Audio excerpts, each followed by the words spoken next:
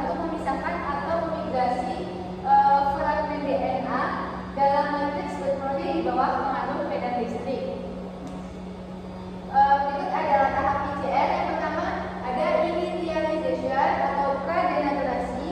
Yang kedua denaturing atau denaturasi DNA. Yang ketiga ada annealing atau penempelan primer. Dan yang keempat elongation atau extension. Yang pertama perpanjangan DNA. Dan yang terakhir ada post extension atau pemantapan. Duplikasi DNA akan terjadi di setiap siklus atau tahapan berulang. Tahapan berulang atau siklus terjadi dari tahap denaturasi hingga elongasi.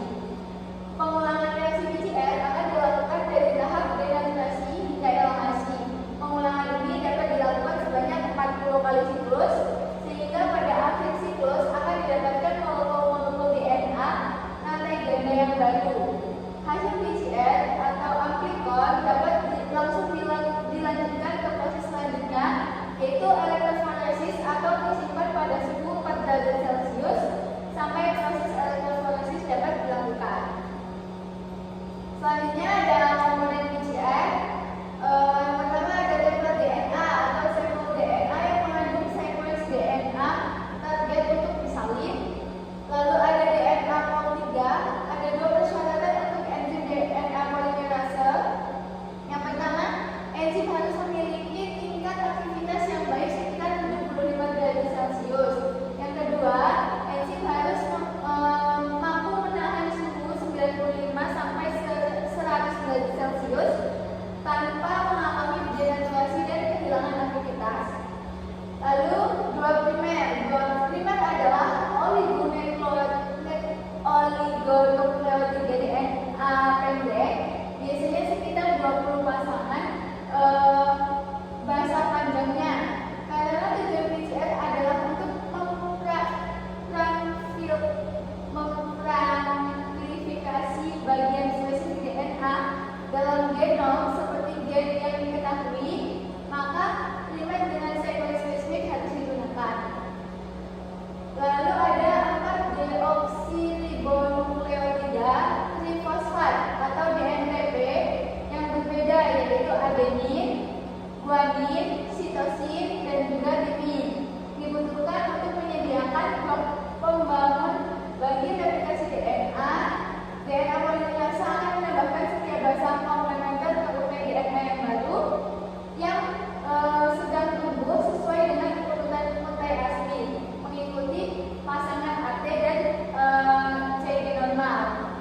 Lalu ada larutan penyangga reaksi. Hal ini menciptakan pH yang stabil dan menyediakan konfaktor Mg yang dibutuhkan untuk aktivitas DNA pol 3. Keunggulan PCR. PCR memiliki keunggulan, yaitu keakuratan dan spesifitasnya sangat tinggi dan memiliki efisiensi. Keakuratan tinggi karena DNA polimerase mampu menghindari kesalahan pada amplifikasi, dan spesifitasnya terdapat pada kemampuannya mengamplifikasi sehingga menghasilkan produk yang melalui sejumlah siklus. Elektroforesis. Elektroforesis merupakan suatu metode pemisahan yang memanfaatkan medan listrik yang dihasilkan dari elektroda untuk memisahkan senyawa-senyawa yang memiliki muatan berupa kation ataupun kation. Elektroforesis membutuhkan media pemisah berupa fase diam seperti sel agarosa yang tercampur larutan buffer untuk menjaga kondisi keasaman sampel saat proses pemisahan. Alat ini sangat mendukung keterbaruan penelitian, khususnya di bidang teknologi rekayasa genetika. Hasilnya akan memberikan rekam jejak berupa pita-pita pemisahan senyawa. Kecepatan gerak molekul tergantung pada nisbah atau rasio muatan terhadap masanya, serta tergantung pula pada bentuk molekulnya.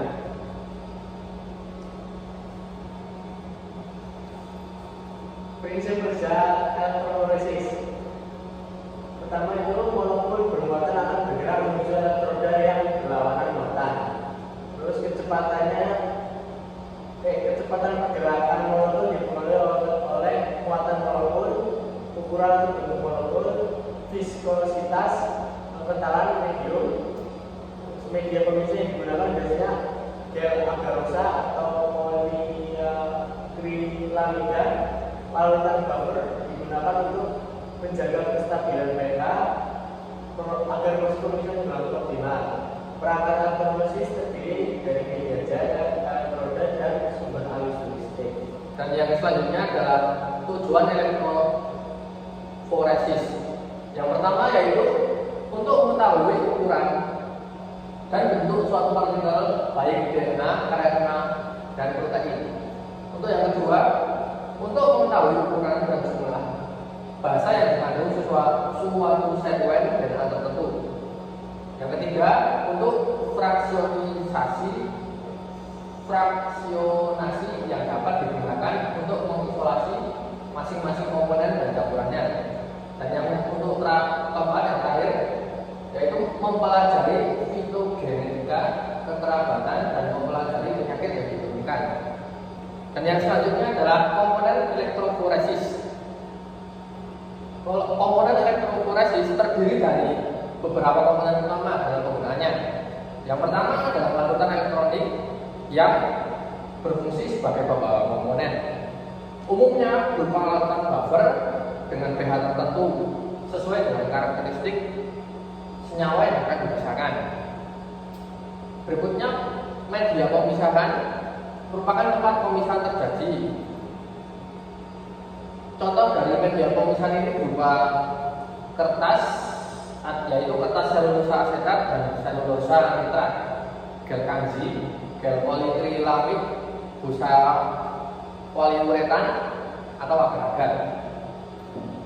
Selanjutnya yang paling penting adalah elektroda yang berfungsi sebagai penghubung arus listrik dengan media pemisah dan baterai atau arus listrik sebagai sumber atau source, yaitu energi pada rangkaian alat. Dan ini merupakan contoh beberapa jurnal dan yang kita cantumkan sebagai referensi. Mungkin cukup sekian presentasi yang dapat kami sampaikan dari hasil PJBL yang telah kami lakukan.